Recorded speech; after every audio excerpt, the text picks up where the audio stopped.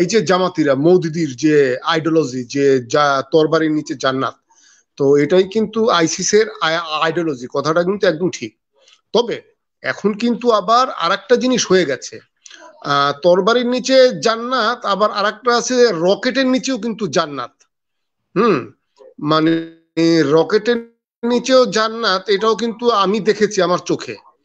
তো মানে আপনাকে বলবো সেটা হলো যে ওই 2017 সালে যখন ওই আপনার মার্কিনীরা ছেড়ে চলে গেল আপনার ইয়ে আর কি, ইদলিব, ইদলিব আর আপনার ওই ইয়ে আর কি, ওই সিরিয়ার মনে নেই এখন, তো চলে গেল তখন আমি জর্ডানে। তো তখন আমরা দেখছি যে রুশ বিমানের আর যে রুশ যে ইয়েগুলি মানে রকেট গুলি মানে কিভাবে মানে মনে হয় যে ওই যে তারাবাতি ইয়ে হয় না, মানে তারাবাতির মতো। তো তখনও দেখেন ওইখানকার লোকজন কিন্তু তখনও ভাবতো যে কি আইসিসকে কিছু করা যাবে না, মানে ওদের দেশের লোকজনও কিন্তু ভাবতো, এবং আমরাও ভাবতাম আসলে কিছু করা যাবে না, কারণ কাতারের মতো দেশ, তারপর বাহরাইনের মতো দেশ তারা সাপোর্ট দিচ্ছে। তারপর আমরা আবার জানতাম ওই যে ওদের নাকি আবার ওই যে ইরাক এবং ইয়েতে নাকি তেলের খনিও ছিল, এবং সেই চোরাই তেল বিক্রি করে ওদের বেশ ভালো মানে প্রতিপত্তি ছিল। ওই রুশ যে রকেট আপনার ইয়ে থেকে ছুটছে, যে আপনার ওই যে এই ভূমধ্য সাগর থেকে, তারপরে ওদের কাস্পিয়ান সাগর থেকে, আর যে ওই যে প্লেনের মানে আমরা দেখলাম 3 মাসের মধ্যে মানে একেবারে সব সারখার, মানে প্লেন যুদ্ধ শেষ, তারপর গ্রাউন্ডে আসো। তো অ্যাকচুয়ালি কি মানে একটু আগে যে ভাইরা বললেন যে প্রযুক্তি কিন্তু উন্নত হচ্ছে, এখন এই তরবারির নিচে জান্নাত এটা ভাবলে আর হবে না, আর এটা ভেবে ওই তৃপ্তির ঢেকুর তুললে আর হবে না ভাই। দুনিয়া এখন অন্যরকম। ওই একটু আগে যেটা ওই যে ক্যাসেল ভাই আলোচনা করলেন না, যে কি ওই মানে যে মওদুদির যে পদগুলো আর কি, যে এখন ওই যে আমাদের হেফাজতে ইসলাম তার ওই যে খোলস ছেড়ে বেরিয়ে আসছে। একটা জিনিস কি, এখন এই করোনা পরিস্থিতিতে দেশের অর্থনীতি একটু নাজুক, এই সুযোগে এই দলগুলি এখন বের হয়েছে, এবং এই দেশে একটা যেহেতু একটা ভঙ্গুর অর্থনীতি এবং দরিদ্র মানুষ, একটা ইসলামের একটা প্রভাব প্রতিপত্তি মানুষের মনোজগতের মধ্যে সৃষ্টি হয়ে গেছে, যার ফলে কিছুটা আর কি কিন্তু এটা মানে পুরোপুরি সম্ভব না এই কারণে, কারণ বাংলাদেশ এখন একা না, মানে একা না বলতে কি বাংলাদেশের এই মোল্লারা যে সিদ্ধান্ত নিবে এই দেশ তারা শাসন করবে, এটা হবে না। হয়তো আপনারা বলতে পারেন কেন, আমরা তো স্বাধীন দেশ, আমরা তো যা খুশি আমাদের জনগণ ভোট দিলে হবে।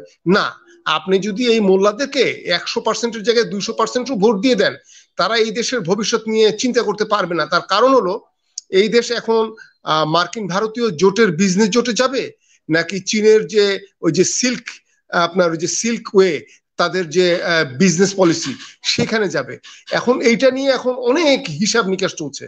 তো ওইসব মানে রাজনীতি এগুলো মানে ধোপে টিকবে না, যে যারা যতই বলুক যে ইসলামী হয়ে গেছে সেই হয়ে গেছে, আরে হোক না।